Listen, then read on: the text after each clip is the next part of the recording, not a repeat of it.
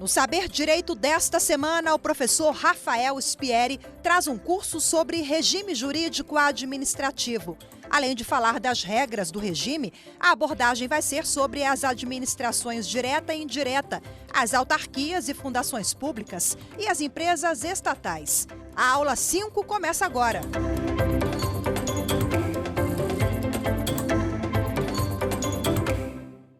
Olá pessoal, é com muito orgulho que eu estou no programa Saber Direito, abordando tópicos do direito administrativo, especificamente a organização da administração pública. Meu nome é Rafael Spieri e eu tenho muito a compartilhar com vocês. Nessa aula, eu vou abordar com vocês regras específicas do regime jurídico administrativo. Algumas delas eu já vim comentando, tá? Mas tem uma pontual, uma específica, que é muito importante em relação ao controle legislativo pelo Tribunal de Contas. Vamos chegar lá. Então, em resumo, regras específicas do regime jurídico administrativo que merecem um grande destaque porque frequentemente cobradas em concurso público. Vamos começar. Primeira parte. É correto afirmar que toda a administração pública brasileira, em todos os níveis federativos, federal, estadual, municipal e distrital, dos três poderes, digo, executivo, legislativo e judiciário, e também a administração direta e a administração indireta, vão se submeter a controle legislativo. E aí, atenção, o que seria o controle legislativo? No direito, a gente estuda numa parte de controle da administração pública, três tipos de controle, quanto à sua procedência. O controle pode ser feito pela própria administração pública, e nesse ponto eu tenho chamado controle administrativo. Por outro lado, eu também tenho o controle judicial, que é feito pelo Poder Judiciário no exercício da jurisdição, na função judicial. Mas também é possível haver controle legislativo. E é desse aqui que eu gostaria de estudar com vocês um pouquinho mais a fundo. Esse controle legislativo se dá no exercício da função legislativa. E na separação dos poderes, a função típica do legislativo é, além de legislar, também realizar controle sobre a administração pública. Um controle de viés político e também financeiro. Então é correto afirmar que o poder legislativo desempenha controle político e financeiro sobre a administração pública dos três poderes da União, Estados, municípios e Distrito Federal, seja a administração direta, seja a administração indireta. Primeira parte, ok. Só que tem um ponto que também merece destaque. O que acontece? Você percebeu que nós temos uma federação, três dimensões. União, Estados, municípios, o DF não é uma quarta dimensão, o DF surgiu para abrigar a capital da República, mencionei sobre isso, salvo engano, na primeira aula. Muito bem. Então, é correto afirmar que nós temos quatro grupos, quatro níveis de administração pública, repetindo, federal, estadual, municipal e distrital. Apesar do DF não ser uma dimensão da federação, também tem administração pública, ninguém pode disso duvidar. E aí você tem o seguinte, cada uma dessas administrações se sujeita a controle legislativo, só que reservado o controle à unidade federativa. Isto é, quando você tem União, o controle legislativo é exercido por deputados, senadores, Congresso Nacional, suas comissões, com auxílio do Tribunal de Contas da União. No tocante aos estados, mesma dinâmica. Deputados estaduais, Assembleia Legislativa e suas comissões, com auxílio dos Tribunais de Contas estaduais. Olha que bacana. Municípios, controle legislativo. Vereadores, Câmara Municipal, suas comissões e apoio do Tribunal de Contas estaduais. Por quê? Do respectivo estado. Por quê? Porque os municípios não podem, desde a Constituição de 88, criar tribunais de contas. Os que já existiam, tudo bem, não mexe, mas a partir da Constituição não podem ser criados novos tribunais de contas municipais. Então, os municípios, repetindo, vão se submeter a controle legislativo desempenhado por vereadores, mas também pela Câmara Municipal, com auxílio do Tribunal de Contas do respectivo estado. E o DF, professor? E o DF? Como disse, apesar de não ser uma dimensão da federação, é uma entidade federada, é uma unidade da federação, sem dúvida nenhuma, e tem a administração pública. Onde tem a administração pública, você vai ter controle legislativo, que é desempenhado por deputados distritais, Câmara Legislativa do DF, suas comissões, com auxílio do Tribunal de Contas do Distrito Federal, porque o DF tem Tribunal de Contas e isso está tranquilo. Rafael, super entendi. Mas esse controle, eu ouvi falar, Rafael, que é um controle externo. É isso mesmo? Boa pergunta. Lembra que eu disse que o controle pode ser feito pela própria administração, ou pelo judiciário, ou pelo legislativo? Quando o controle é feito pela própria administração pública, nós temos o chamado princípio da autotutela. E ele é um controle do tipo interno. Ele é um controle do tipo interno. Está acompanhando? Por outro lado, quando o controle é exercido pelo judiciário, pelo legislativo, nós temos um controle externo. Repetindo, o controle externo. Não é interessante? Então é correto afirmar que sim, você está com a razão. O poder legislativo realiza um controle legislativo, que é um clássico controle externo. E isso tudo, gente, decorre do princípio fundamental da separação dos poderes. Artigo 2º da Constituição Federal, princípio da separação dos poderes. Não há como você ter um controle externo sem ter separação dos poderes ou especialização dos poderes constitucionais. Perfeito até aqui? Rafael, que interessante, mas você tem mais a falar desse assunto? Nossa, ficou demais! E eu queria dar um foco no controle legislativo, porque especificamente eu gostaria de falar aqui um pouquinho dos tribunais de contas, porque esse é um assunto que veio sendo cobrado insistentemente, especialmente em concursos para tribunais de contas, né? É lógico. E eu gostaria de chamar a atenção de vocês para alguns debates lá da Constituição Federal. Vamos lá? A Constituição diz assim: a administração pública vai se submeter ao controle financeiro. Artigo 71. É um controle cuja titularidade é do Congresso Nacional. Então, a administração federal vai se submeter a um controle realizado pelo Congresso Nacional. Tá? Então, o titular do controle financeiro é o Congresso. Mas, gente, vamos lá, né? O Congresso Nacional tem mais o que fazer, ele não tem a composição técnica para realizar o controle a contento na parte financeira. Mas, então, ele tem um auxiliar com ultra conhecimento técnico da área, na questão de patrimônio, questão de orçamento, questão de economicidade, operacionalização do orçamento. Quem é esse órgão tão importante auxiliar do Congresso Nacional? O Tribunal de Contas da União. Aí você já tem uma questão importante de prova. O examinador em provas objetivas vem cobrando assim: os tribunais de contas, por exemplo, o TCU, né, o Tribunal de Contas da União, titular do controle financeiro, pode parar. O titular do controle financeiro em âmbito federal é o Congresso Nacional, ponto. Artigo 71.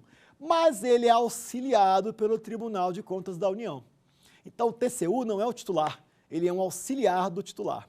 Isso vale também para estados, para o Distrito Federal, tá? E para municípios também, né? Dentro daquela premissa que eu expliquei. Então, estados, compete à Assembleia Legislativa a titularidade do controle financeiro, ok? Execução de orçamento, a controle de patrimônio, o controle de economicidade, né? Tudo isso compete à Assembleia Legislativa, com o auxílio do Tribunal de Contas, que é um órgão técnico.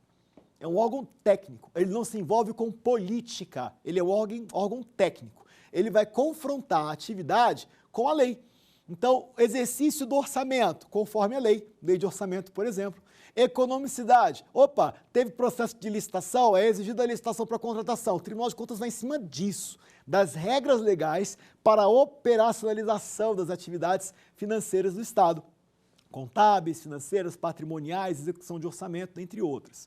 Então, ele é o órgão técnico. DF, compete à Câmara Distrital a titularidade e controle financeiro. Ok, com o auxílio do Tribunal de Contas do DF. E os municípios, também já foi explicado, compete à Câmara Municipal a titularidade com o auxílio do Tribunal de Contas do Estado, ao qual o município está atrelado territorialmente. Muito bem. Aí o que acontece? O artigo 71 da Constituição Federal fala o seguinte: compete ao TCU. E aí, boy, tem 3 dispositivos que merecem destaque. O primeiro deles é o inciso 1. O inciso 2 também é digno de nota, mas vamos começar do 1 e no 2 eu vou destacar uma expressão que ele vai querer pegar você pelo pé lá no concurso público. Lembrando que essas aulas que eu estou dando é sempre direcionando, né, para concurso público, porque é interessante, é a área com a qual tenho contato há mais de 20 anos. Eu posso dividir esse conhecimento com vocês numa boa. Vamos lá, vamos analisar. De acordo com o inciso 1, é falado assim: compete ao Tribunal de Contas da União apreciar as contas do presidente da República e emitir um parecer em 60 dias. Vem cá, esse parecer vai para onde? Lembra do Congresso Nacional, titular do controle financeiro? Pois é, o TCU, ele não julga as contas do presidente da República. ele aprecia as contas. Os recursos que passem, por exemplo, por ordem dele, o gasto, vai se submeter à prestação de contas pelo presidente da República. E aí ele vai, analisando aqui, né, o contexto da Constituição, ele vai ser submetido ao crivo técnico, tá? A prestação de contas do presidente vai se submeter a um crivo técnico do TCU, mas ele não julga as contas. Ele aprecia e encaminha o parecer para o Congresso Nacional.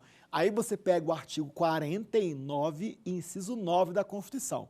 Veja, são dois dispositivos conjugados, tá? Artigo 71, inciso 1, combinado com o artigo 49, inciso 9 da Constituição. O que dita lá? Compete exclusivamente ao Congresso Nacional julgar as contas do presidente da República. Olha que interessante. O que o examinador faz? Troca. Compete ao Tribunal de Contas julgar as contas do presidente da República. Errou! Correto é, compete ao Congresso Nacional. O TCU aprecia. Fechado? Agora, inciso 2. É importante você lembrar dele. O que ele nos explica? Os administradores públicos que lidam com recursos públicos têm que prestar contas. Isso é uma sujeição, é uma decorrência, uma obrigação especial decorrente da indisponibilidade de interesses públicos. Isso vale para o presidente da República também, porque apesar de ser presidente, ele é um gestor da coisa pública, ele tem que prestar contas, ele tem que dizer como é que está funcionando aí, né, o cumprimento das metas dele, das atividades, lidando com recursos que são do povo. Disso você não pode duvidar. Aí a Constituição fala assim, ó, para o presidente a regra é diferente, mas para os demais, administradores que lidam com recursos públicos, TCU julga. Então, administradores federais que lidem com recursos públicos, eles vão se submeter a uma prestação de contas e vão ser julgados as contas por quem?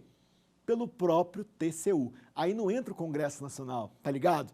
Então, nesse exemplo, compete ao TCU apreciar e julgar as contas das demais autoridades, exceto o presidente da República. Por quê? A esse agente político é disciplinado na Constituição que cabe ao Congresso Nacional o julgamento, a apreciação ao TCU e o julgamento junto ao Congresso Nacional. Deu para acompanhar? Nesse caso, eu estou apenas analisando o artigo 71 e seu inciso 2. Mas, gente, o inciso 3, é importante demais. Eu gostaria de explicar alguns detalhes para vocês.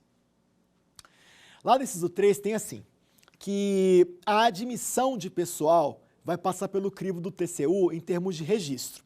Explico. Compete ao Tribunal de Contas o registro dos procedimentos de admissão de pessoal. Do que a Constituição está cuidando? Concurso público. É correto afirmar que uma autarquia, para escolher seus futuros servidores públicos, é obrigada a promover concurso público. Não é assim que funciona? Da mesma forma, empresas públicas e sociedade de economia mista. Porque apesar de serem personalidades de direito privado, insistentemente falei disso, elas também estão sujeitas a regras do direito público no tocante a controle.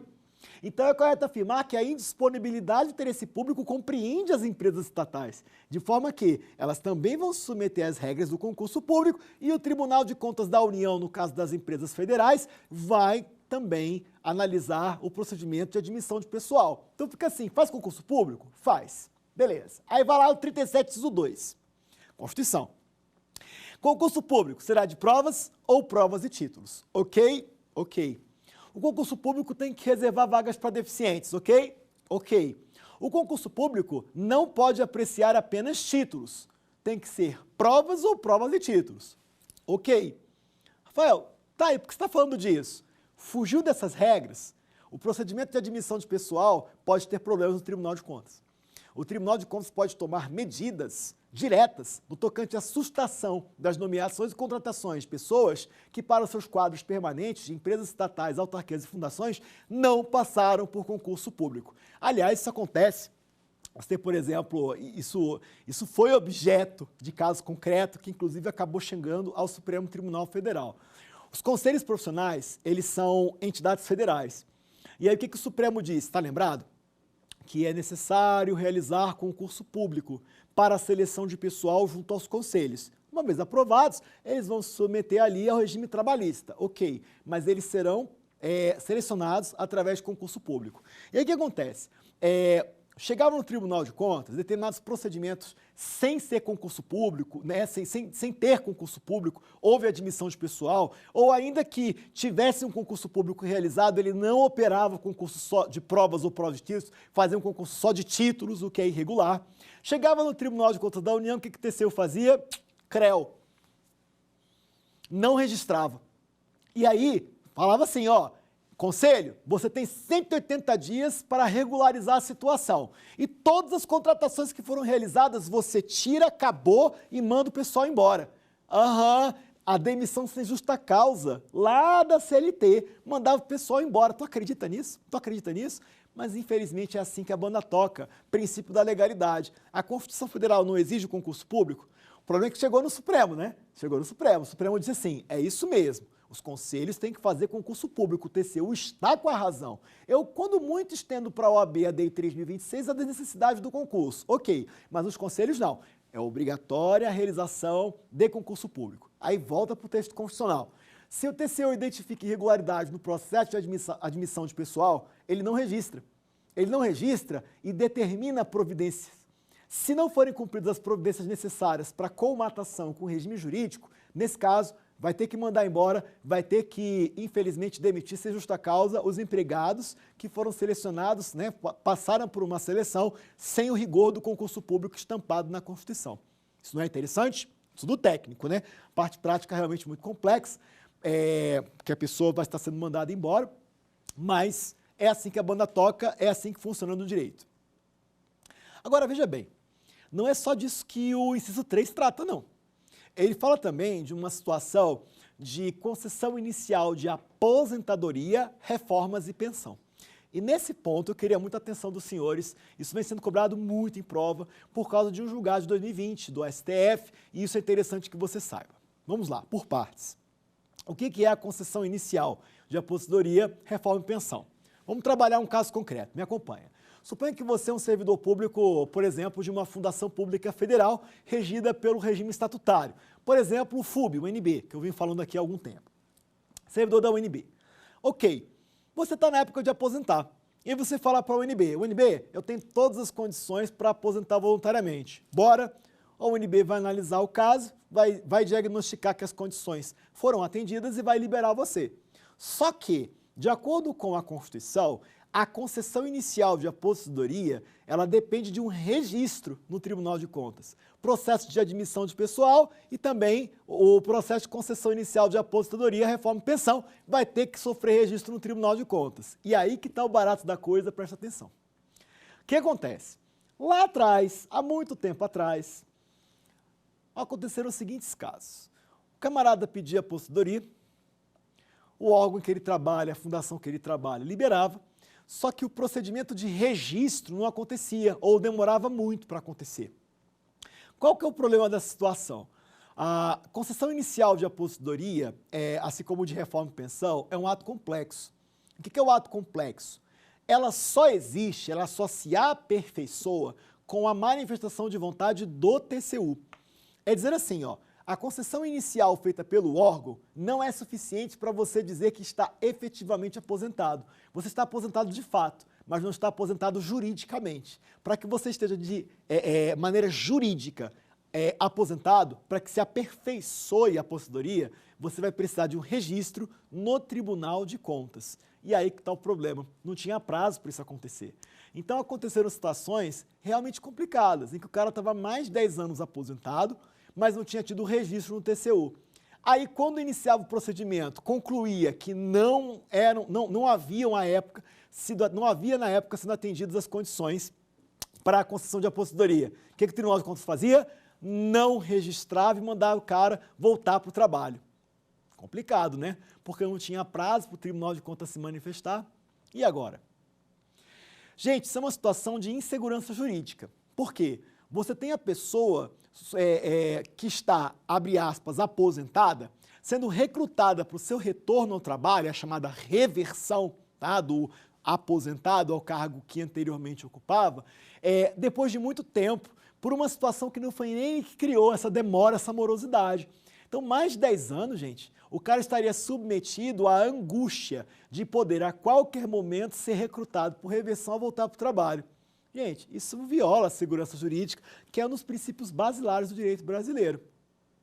Então, o que aconteceu? Chegou ao Supremo Tribunal Federal casos como esse, o Supremo, numa primeira linha de raciocínio, falou assim, ó, deixa eu explicar. Vamos fazer o seguinte, o Tribunal de Contas, ele não tem efetivamente um prazo, tá? Para que ele possa se expressar e registrar a concessão inicial de aposentadoria. Ok, mas vamos criar um delimitador. Eu vou dar o prazo de 5 anos para ele fazer isso. Aí você tem que conhecer agora uma jurisprudência importante do STF, tá? Lá da década de 2000, súmula vinculante 3. Presta atenção, que é importante. Contraditório para a defesa, princípios basilares. Os processos que correm no Tribunal de Contas devem se submeter ao contraditório para a defesa, salvo concessão inicial de aposentadoria, reforma e pensão.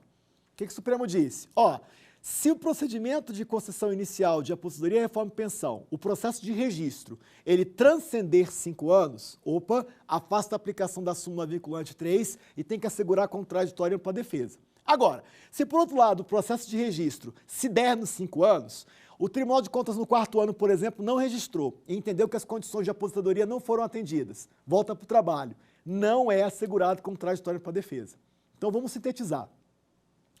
O Tribunal de Contas, né, nesse primeiro momento, lá atrás, veja que eu não estou falando da contemporaneidade, tá, do entendimento do STF, lá atrás, o STF disse, vamos trazer um prazo para o Tribunal de Contas se manifestar quanto ao registro. Seria 5 anos. Súmula vinculante 3. Não é necessário contraditório e ampla defesa nesse procedimento de registro, desde que ele se verifique em 5 anos. Se o Tribunal de Contas se manifestar dizendo que deve retornar o servidor ao trabalho, reversão. Então, não é assegurado contraditório para defesa, aplica a súmula vinculante. Porém, passados 5 anos, muda. Segurança jurídica. O Tribunal de Contas está demorando muito. Então, nesse caso, o procedimento quanto ao registro transcendeu os 5 anos. E o Tribunal de Contas, depois desse prazo, se manifestou pelo não registro. Volta para o trabalho. Intima o servidor e permita que ele exerça contraditório e ampla defesa no procedimento de registro de aposentadoria. Deu para acompanhar? Bacana, né? Foi uma saída boa. Mas tem um outro problema, né? Ainda assim, demorava muito tempo. Porque, veja, apesar de estar assegurando contraditório para a defesa, é uma situação horrível. Porque depois de 5 anos, quanto tempo? 10, 15, 20? Ah, não, mas eu asseguro o contraditório para a defesa. Tá, ok, mas eu estou aposentado. Eu já estou contando ali, né, com o descanso. E aí, eu tenho que simplesmente exercer contraditório para a defesa e ficar feliz porque estão me assegurando isso? O Supremo foi novamente questionado sobre o tema e foi então que o jogo virou. O recurso extraordinário 636553 levou tudo isso a conhecimento do Supremo e houve uma reviravolta, o entendimento mudou significativamente. O Supremo Tribunal Federal entendeu o seguinte, 5 anos. O Tribunal de Contas tem 5 anos para se manifestar. O procedimento lá de concessão inicial de aposentadoria, reforma e pensão chegou ao TCU. 5 anos para se manifestar. Não se manifestou, consolida-se a relação jurídica pelo decurso do prazo de 5 anos em habeas. Traduzindo, fenômeno da estabilização da relação jurídica. O cara está aposentado porque decorrido o prazo de 5 anos sem que o Tribunal de Contas tenha se manifestado. Olha que interessante, gente. Olha que sensacional. Aí sim a segurança jurídica foi respeitada. Perfeito? Por quê? Porque o cara, o suposto aposentado, ele não tem culpa da demora do procedimento. Então, o Supremo entendeu que pela a morosidade do procedimento não pode ter o encargo apenas suportado pelo suposto aposentado. Passados 5 anos, aperfeiçoou-se. E ele usou do prazo de 5 anos espelhado no decreto 20.910, que fala dos 5 anos ali aplicado a questões de indenização, né? Ações judiciais em relação à fazenda pública, tá? Alguns à época disseram que é espelhado no artigo 54 da 974, mas o Supremo na ocasião alegou o decreto 20.910 como a base principiológica, a base normativa para falar dos tais 5 anos. Então, em resumo, atualmente, de forma contemporânea, recurso extraordinário 636553, STF, um processo que veio lá do Rio Grande do Sul. Segundo o STF, entende-se que o prazo para o Tribunal de Contas se manifestar sobre a concessão inicial de aposentadoria, reforma e pensão, registro, 5 anos, né? Recebido o procedimento, 5 anos para se manifestar. Não se manifestou, consolida-se, cristaliza-se a relação jurídica pelo decurso do prazo em habeas. Isso é segurança jurídica, sim ou não? Agora, tenha cuidado com uma coisa. Lembra que eu citei a tal súmula vinculante 3? Muita atenção para ela. Olha só, ela tem duas partes. Eu usei só da segunda parte, vou até começar por ela. As concessões iniciais de aposentadoria, reforma e pensão. O procedimento de registro no Tribunal de Contas não tem que assegurar contraditório para a defesa. Perfeito? É um procedimento que corre entre a administração pública. O servidor não está envolvido. Então, no caso a Fundação NB, que você era servidor, pediu a aposentadoria, o diálogo agora não é mais com você, o diálogo agora é entre a Fundação e o TCU. Acabou. Então, não é assegurado contraditório para a defesa porque você nem está envolvido nesse processo. Agora, sai daí. Volta para a regra geral. Qual que é a regra geral? Os procedimentos que tramitam no Tribunal de Contas da União se sujeitam a contraditório para a defesa. Ué, Rafael, como assim? Eles não têm só processo de concessão inicial de aposentadoria, reforma e pensão, gente. Lembra que eu falei de julgar as contas dos administradores que lidam com recursos públicos? Procedimento administrativo que corre no TCU. Tem que assegurar contraditório para a defesa. Procedimento de tomada de contas num Tribunal de Contas que derivou em uma multa. Tem que assegurar contraditório para a defesa, porque essa é a regra, é a súmula vinculante 3. Veja que interessante, né? Nós temos uma sujeição a diversos princípios, todos decorrentes da indisponibilidade de interesse público que vimos na primeira aula, que eu recomendo demais você tentar ver depois, porque vale a pena demais. Princípio da indisponibilidade cria obrigações, cria sujeições, entre elas as que estou falando agora.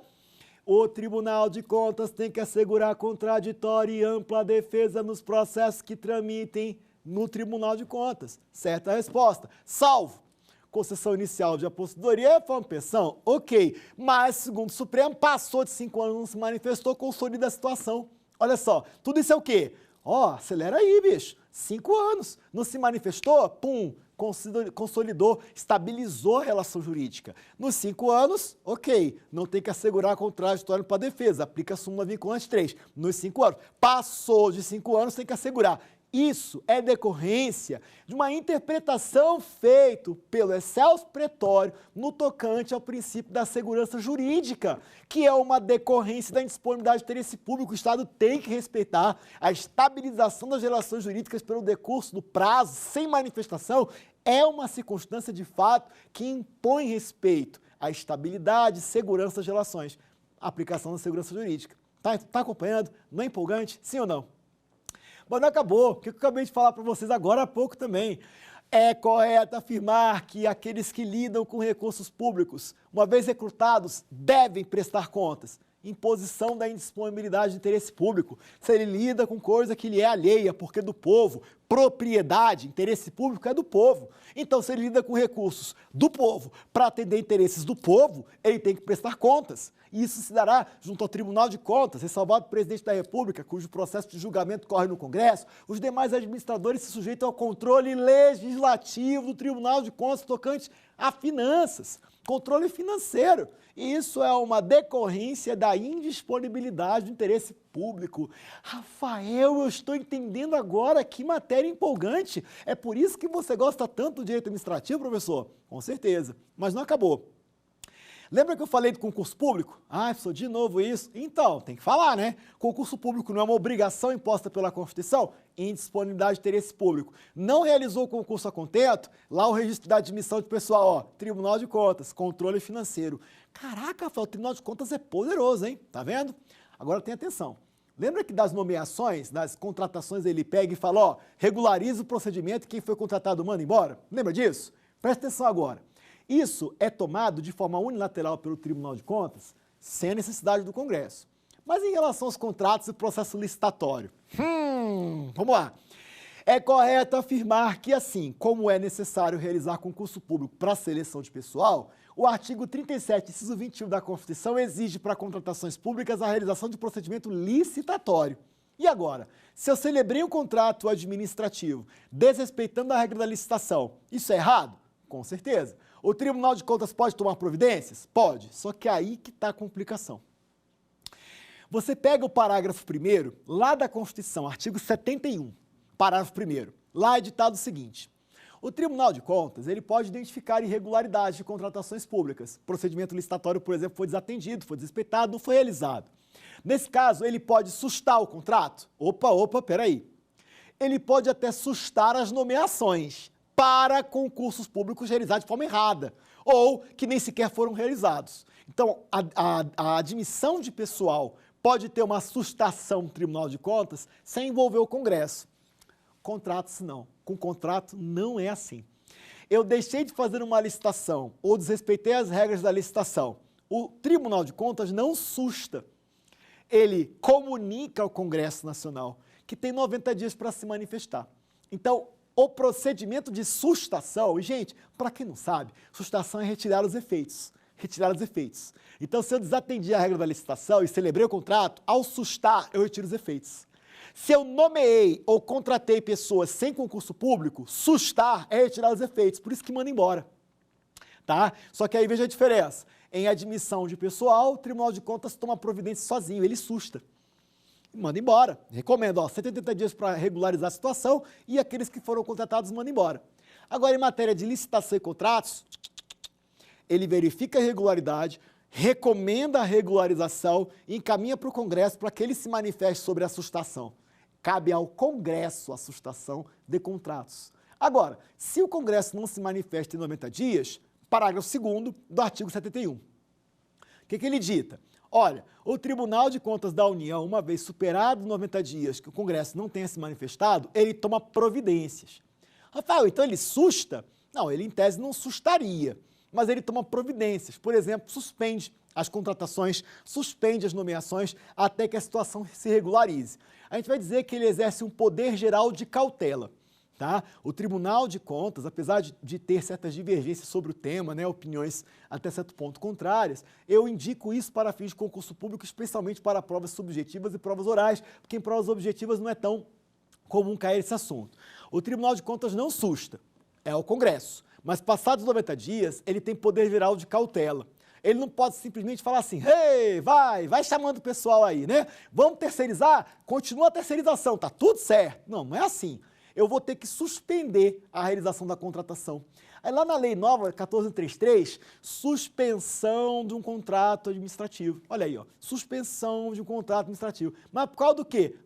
Porque o Congresso não se manifestou em 90 dias, o Tribunal de Contas sugeriu, recomendou regularização, não obteve resposta do Congresso, passou 90 dias, a regularização está sendo atendida ou não está sendo a contento, suspende a realização do contrato, é uma obra, uma terceirização, paralisa. Vamos regularizar primeiro e depois a gente leva adiante. Deu para acompanhar? Então, para efeito de prova, muito cuidado. O Tribunal de Contas da União pode sustar atos de admissão de pessoal, certo, sem problemas. Inclusive, os responsáveis por isso podem responder disciplinarmente, inclusive. Mas não é esse o ponto. Qual que é o ponto? Pode sustar? Pode. Ele pode sustar atos em geral, mas contratos não. Os contratos competem ao Congresso Nacional. Passados 90 dias, o Tribunal de Contas tem poder geral de cautela para providenciar outras medidas, mas não a sustação. Deu para acompanhar? Rafael, que interessante, viu? Eu estou muito empolgado aqui no meu canto de minha casa, um regalo da minha sala, assistindo essa aula. Pois é, eu quero chamar a atenção de você para outro debate. O que eu falei agora há pouco? A concessão inicial de aposentadoria, reforma de pensão é um ato complexo. O que o examinador pode fazer com vocês em nível de prova? Falar que é um exemplo de ato composto. Fica errada a questão. Quer ver por quê? Doutrinariamente, o ato composto é aquele que se aperfeiçoa pela manifestação de vontade de um órgão ou autoridade. Então, ele já existe. Porém, a eficácia dele fica condicionada a uma aprovação, uma autorização de um órgão. Então, diz assim, a eficácia dele fica condicionada. Então, ele existe, mas os efeitos ficam condicionados ao evento futuro. Então, ele está condicionado à produção de efeitos ao evento futuro, que pode ou não acontecer, mas o ato existe. O que eu expliquei agora sobre a aposentadoria? A mera manifestação de vontade do órgão que você trabalha não é suficiente para dizer que você está aposentado. Então, não existe aposentadoria juridicamente falando. É uma aposentadoria de fato, que você já está afastado do trabalho. Mas você, em tese, não está aposentado juridicamente, não houve o registro. Só com o registro você estará aposentado. Entende a sistemática? Então, não é um ato composto, é um ato complexo. Porque eu nem posso falar de eficácia de um ato que não existe. A gente vai pegar, eu gosto de trazer para os meus alunos em sala de aula, aquela experiência do direito civil lá nos negócios jurídicos, é chamada escada pontiana, né? Em que você estuda a perfeição, a validade e a eficácia dos negócios jurídicos. Aqui é muito similar. Você tem o aperfeiçoamento do ato complexo no primeiro degrau da escada pontiana. E você não pode pular degraus, isto é, analisar a eficácia do ato simplesmente pulando o degrau do aperfeiçoamento. Então não tem como você analisar a eficácia de um ato complexo se ele ainda não existe. Agora, o ato composto, ele se aperfeiçoa pela manifestação de vontade de um agente, de um órgão. Então, ele já existe. Só que a eficácia dele fica condicionada. Então, aperfeiçoou-se, mas a eficácia está, por exemplo, suspensa até o advento de uma condição, um evento futuro incerto, um exemplo prático, ou de um termo, né, evento futuro incerto. Então, é correto afirmar que a aposentadoria, a concessão inicial, melhorando a frase, né? A concessão inicial de aposentadoria, reforma, pensão, não é ato composto, é um ato complexo. Muito cuidado com isso daí. Eu gostaria ainda de enfatizar alguns detalhes bem interessantes. Lembra que eu falei lá atrás, na segunda aula, sobre o controle exercido pela administração direta sobre a administração indireta? Cara, isso cai muito em prova. Deixa eu trazer para essa aula. Aqui a gente tem um controle interno, tá? Tem divergência doutrinária, mas para efeitos de prova vai com fé. É um controle interno, porque feito pela própria administração pública. Só que ele é um controle interno finalístico, porque não é um controle hierárquico, é um controle de resultado. Foi quando eu falei que a administração direta assegura uma autonomia do procedimento para cumprimento das metas e políticas públicas de governo, em que se espera o resultado. Eu quero o resultado. Eu te dou autonomia para estabelecer os procedimentos como meio para alcançar o resultado. Não foi o que eu expliquei? Então, olha só como a gente fala. É um controle não externo, é um controle interno, porque promovido pela própria administração pública e aqui de forma não hierarquizada. É um controle administrativo finalístico. Por isso ele é limitado, né, à disciplina legal. Melhor dizendo, é correto afirmar que o controle finalístico se limita às condições, às hipóteses e limites, tá, da lei. Além disso, ele é ilegal, foi inclusive a razão que eu coloquei para vocês o Decreto-Lei 277, em seu artigo 26, que vai falar do controle finalístico em âmbito federal exercido pelos ministérios, né? Não à toa chamado de supervisão ministerial. É ali que vão estar grafados, no parágrafo único, seus incisos, do artigo 26, o que pode ser feito a título de controle interno finalístico, tá ok? Muito cuidado com isso daí. Um outro ponto bacana, professor, não acaba nunca, não acaba não, mundão, que é só coisa boa, olha só que interessante. Além do controle interno administrativo, o controle legislativo, ainda tem o controle judicial, graças a Deus, né? O que é o controle judicial? Um controle externo, feito por órgãos do Poder Judiciário e seus magistrados, no tocante ao exercício da jurisdição, analisando a validade dos atos praticados pela administração, hein? Toma cuidado com isso.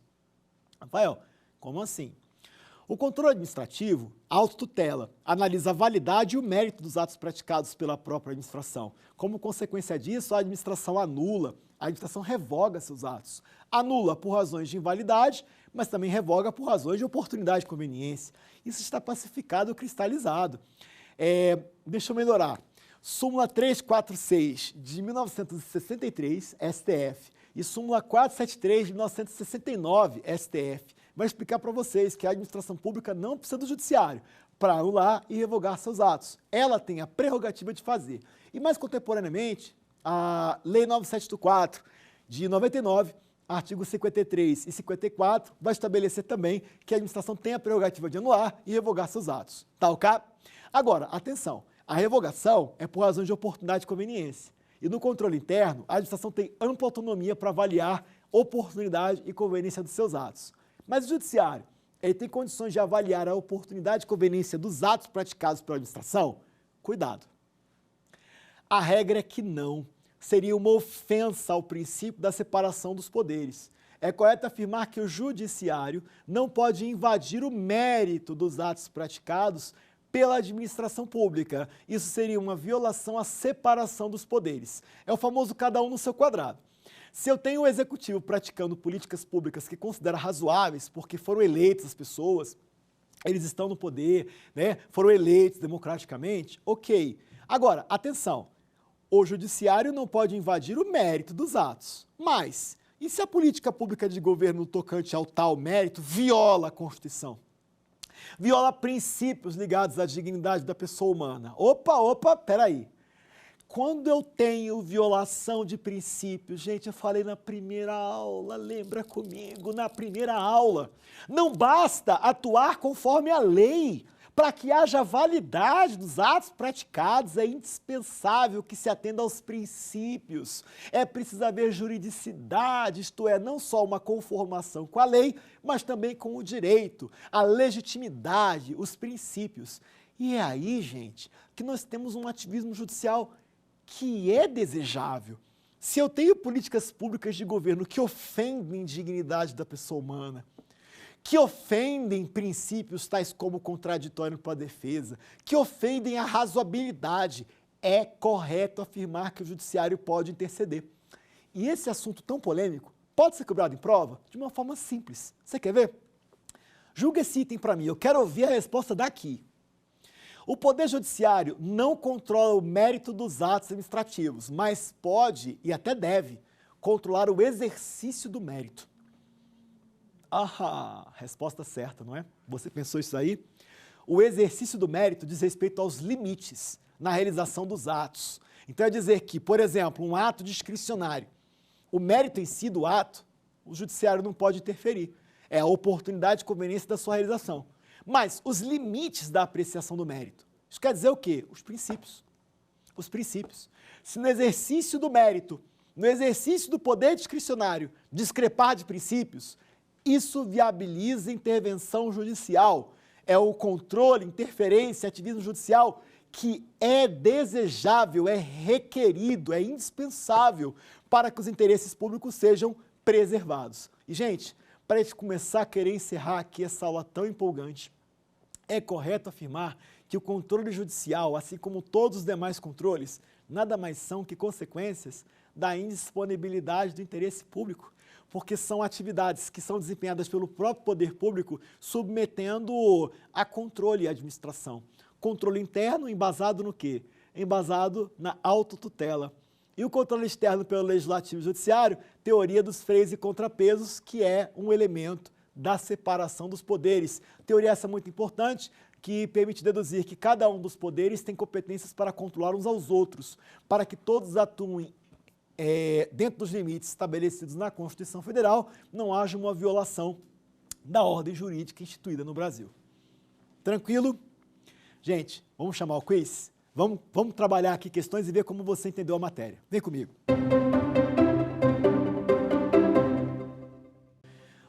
Compete ao Tribunal de Contas da União. Quero ver, hein? Alternativa A, julgar as contas do Presidente da República. B, apreciar as contas do Presidente da República. C, apreciar para fins de registro a legalidade do ato da concessão inicial de aposentadoria, mas não de pensão. D, julgar as contas dos agentes públicos em geral, independente de contraditório para a defesa. E aí, qual que é a resposta? Essa ficou fácil, né? Ele julga as contas ou aprecia as contas do Presidente da República? Olha aí, ó. Alternativa B, ele aprecia. Alternativa A, errada. Compete ao Congresso Nacional julgar as contas. Depois pega o seu vade-mecum, dá uma olhadinha lá, ó. Artigo 71, inciso 1, apreciar as contas do Presidente. Artigo 49, inciso 9, compete ao Congresso julgar. Então, a alternativa A está errada. Alternativa C, apreciar para fins de registro a legalidade do ato da concessão inicial de aposentadoria, mas também de reforma e pensão. Gente, reforma é do militar, pensão é pós-morte, tá? Pensão assegurada aí dentro do regime estatutário. Resposta errada, porque em todos esses casos o registro vai depender aí do Tribunal de Contas, sim, se manifestando, lembrando sempre a concessão inicial. Alternativa D, julgar as contas dos agentes públicos em geral. Ok, ressalvado o Presidente da República.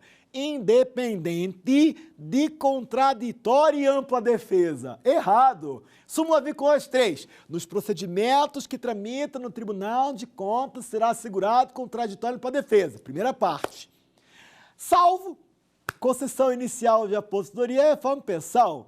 Passados 5 anos, estabiliza a relação. Lembra que eu falei? RE 636, 553, Rio Grande do Sul, Supremo Tribunal Federal, né? Já cravou esse entendimento. Mas nos primeiros 5 anos, concessão inicial de aposentadoria, reforma e pensão, não precisa assegurar contraditório para a defesa, como já foi explicado. Aí aqui, o que ele fez? Generalizou. Aqui, ó, as contas não precisa de assegurar aí no procedimento que tramita contraditório para a defesa. Super errado. Vamos para a próxima?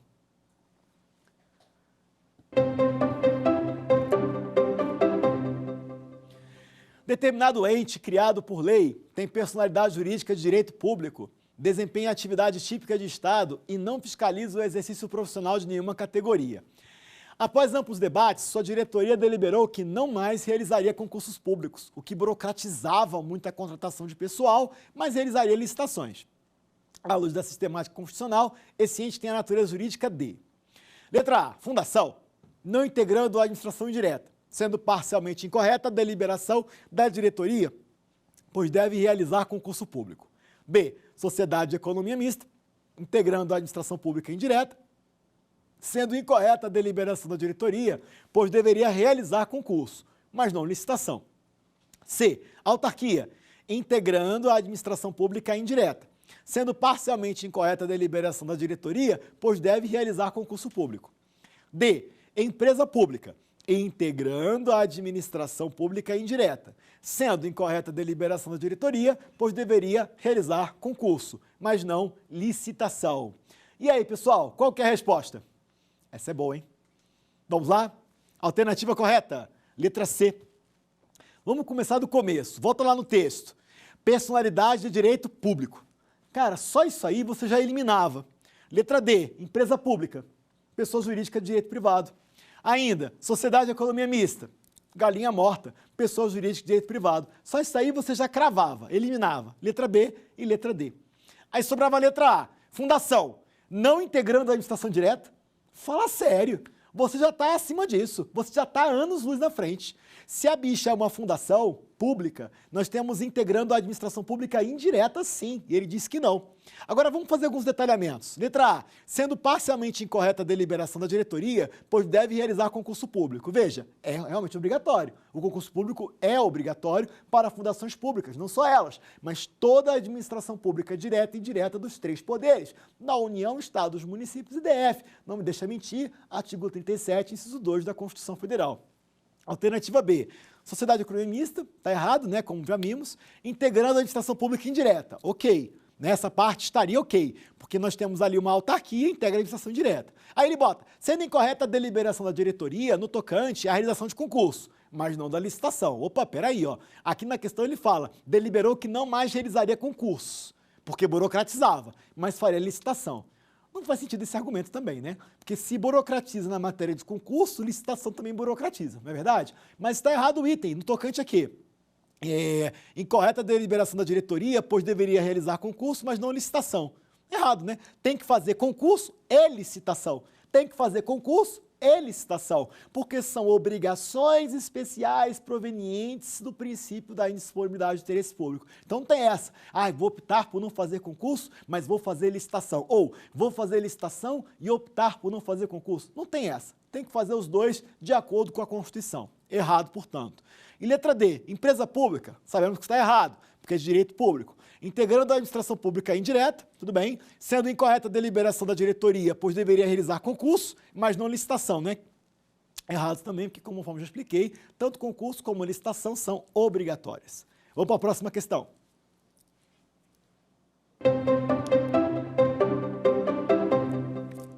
Em matéria de regime jurídico de entidades da administração indireta, a empresa pública Alfa, do estado do Piauí, que presta determinado serviço público, está sujeita ao controle. Alternativa A, hierárquico pelo estado do Piauí, a cuja autoridade competente cabe o julgamento dos recursos administrativos próprios contra decisões das empresas públicas e ao controle externo pela Controladoria Geral do Estado. B, finalístico pelo estado do Piauí, em decorrência da tutela administrativa, que enseja sua vinculação a esse ente, e a fiscalização contábil, financeira e orçamentária exercida pelo Tribunal de Contas do Estado. C, judicial pelo Ministério Público do Piauí, que fiscaliza a legalidade dos atos da empresa, mas não se submete a controle externo pelo Tribunal de Contas Estadual, eis que possui personalidade jurídica de direito privado. D, controle administrativo pelo Estado do Piauí, em decorrência da sua subordinação hierárquica ao ente a que está vinculado, mas não se submete a um controle externo pelo Tribunal de Contas Estadual, eis que possui personalidade de direito privado. E aí, pessoal, qual que é a resposta?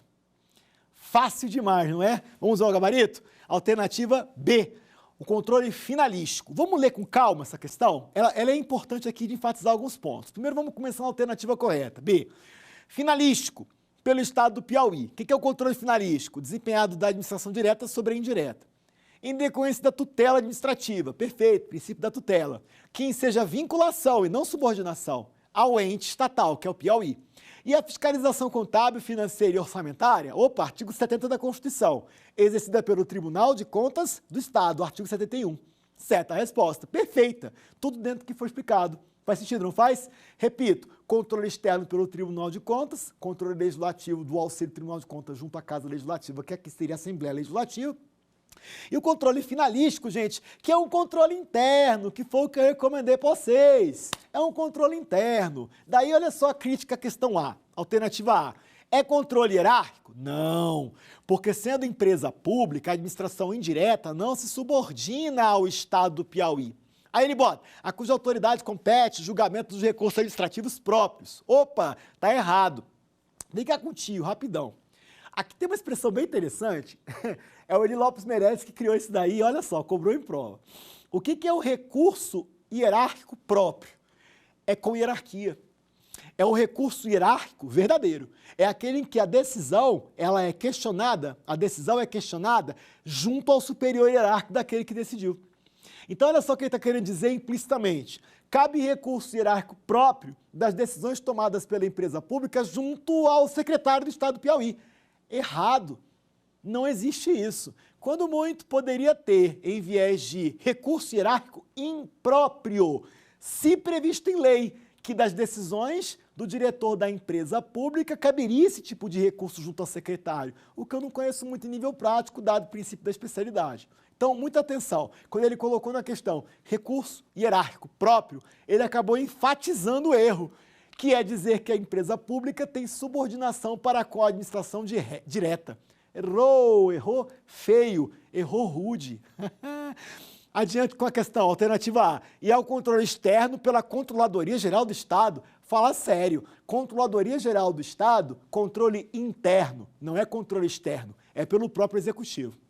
Letra C, controle judicial pelo Ministério Público. Ah não, você está acima disso, gente. Ministério Público não é um órgão do Judiciário. Ele é um custos iuris, ele é um fiscal, mas também ele provoca, o Judiciário para fins de controle. Então a gente vai considerar que ele é um fiscal do direito, mas também ele é um provocador do Judiciário para efeitos de controle judicial. Então, o Ministério Público não exerce controle judicial. Está errado. Fala, mas quem exerce, então, controle judicial? Como disse, órgãos judiciários, tribunais e juízes, magistrados. Perfeito? Adiante na letra C.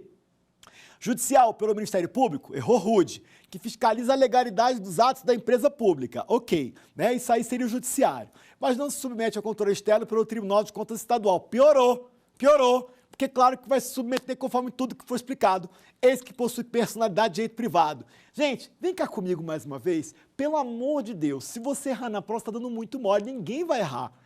É correto dizer que o Tribunal de Contas realiza controle sobre toda a administração pública direta e indireta dos três poderes, da União, Estados, municípios e DF. Então, por óbvio, abrange empresas públicas e sociedade de economia mista. Vamos para a alternativa D. Controle administrativo pelo Estado do Piauí. Bacana. Em decorrência da sua subordinação. Aí não, acabou a questão. Não há uma subordinação, mas uma vinculação ao ente que está vinculado, mas não se submete a controle externo. Errou rude novamente. Ente que possui personalidade de direito privado. Tá vendo? Tem nada a ver. Personalidade de direito privado não afasta o controle pelo Tribunal de Contas. Repete, antes de dormir ao acordar. Repete. A personalidade de direito privado não afasta a apreciação do controle pelo Tribunal de Contas. Eu aqui agora vou fazer um breve resumo dessa aula. O que nós estudamos? Teorias específicas sobre a administração pública e seu regime jurídico administrativo. Basicamente, enfatizamos o controle feito pelo Legislativo, mas também estudamos o controle promovido pela própria administração e pelo Poder Judiciário. É correto afirmar que o controle legislativo é feito pelo Congresso, pela Assembleia ou pela Câmara Municipal, Câmara Legislativa, com auxílio dos respectivos tribunais de contas. Controle que pode ser tanto político como financeiro, especialmente nesse último, controle com auxílio do Tribunal de Contas. E que o controle judicial ele é exercido na função jurisdicional e não aprofunda no mérito. Analisa quando muito o seu exercício, mas se concentra na validade e conformação com a lei e o direito. E, por fim, o controle promovido pela própria administração pública, que, pelo amor de Deus, feito pela administração direta sobre a indireta, não há subordinação. Fique esperto, isso cai muito em concurso público. Senhores, é com grande satisfação que eu encerro esse nosso curso. Foi um prazer estar com vocês aqui no programa Saber Direito. Espero vocês na próxima. Busquem meu nome nas redes sociais. Um abraço. Quer dar alguma sugestão de tema para os cursos do Saber Direito? Mande um e-mail para a gente, saberdireito@stf.jus.br, ou entre em contato pelo WhatsApp. O número é esse que aparece na sua tela. Você também pode estudar pela internet. Acesse o nosso site tvjustiça.jus.br ou pode rever as aulas no canal do YouTube TV Justiça Oficial.